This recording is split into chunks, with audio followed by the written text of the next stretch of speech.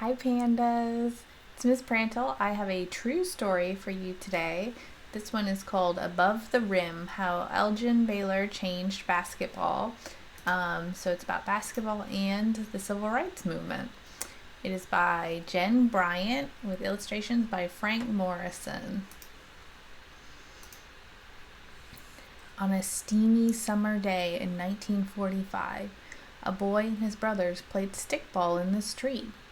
There were plenty of nice parks in Washington, D.C., where people swam or played tennis, basketball, and baseball, but the child was black and those parks were whites only. Sometimes late at night, when the city was asleep, the older boys tunneled under the padlocked fences and played there anyway. But things can change in time, the child knew. Time was important. That's why his own name, Elgin, came from his father's favorite watch. He was 14 when a hoop appeared in the field down the street, and this time there was no whites only sign. It wasn't fancy, just a place to play basketball.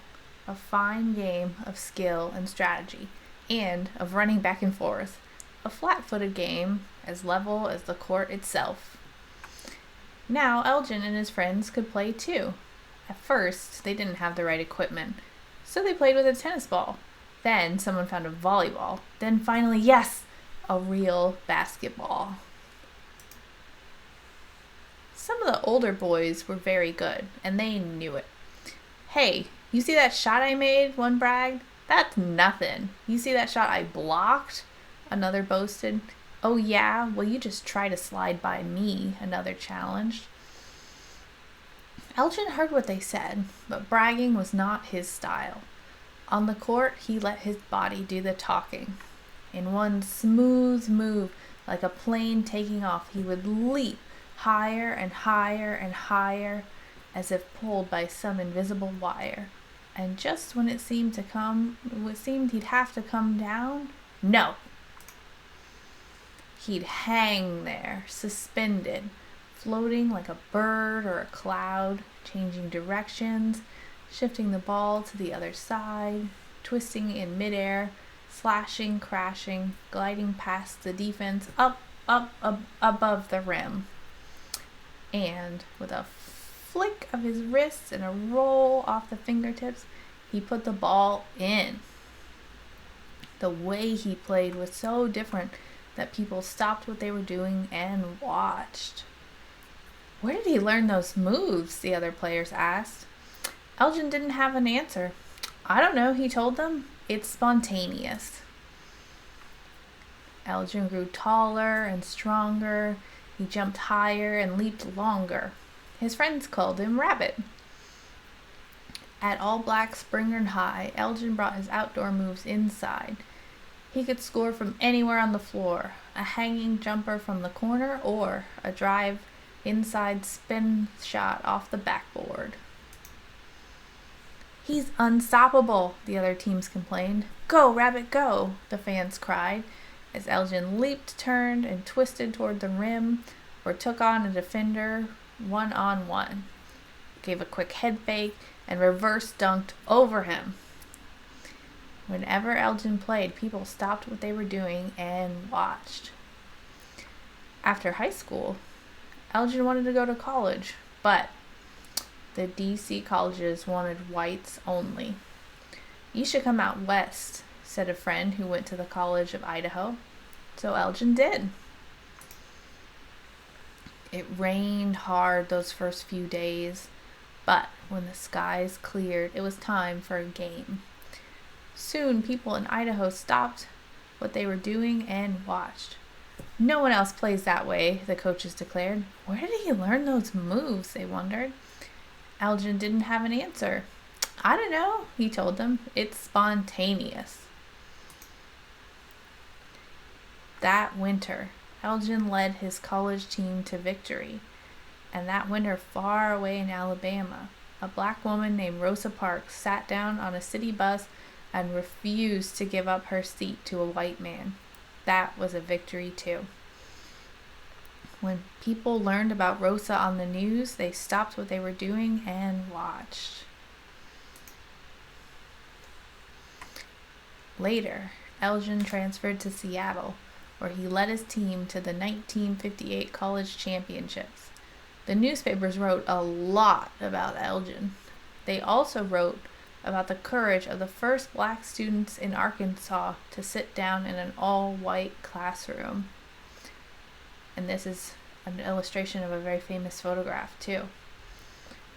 All across the country, people stopped what they were doing and watched. In 1958, the Minneapolis Lakers chose Elgin Baylor first out of all the college players in the nation. Elgin Rabbit Baylor was now a professional athlete. But in those days, being in the NBA was not like it is today. Fans flocked to watch Major League Baseball, but with only 8 teams, the NBA had a hard time selling tickets.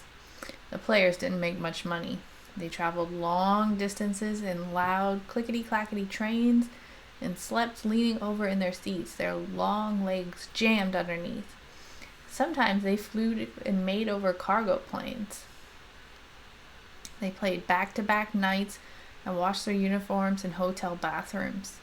They slept on beds that were too short. They played when they were injured or sick. Even so, Elgin played as hard as he could, and so did his Lakers teammates. Meanwhile, another team gathered in the basement of a church in Wichita, Kansas. They practiced sitting down and not fighting back, even if they were bullied or harassed.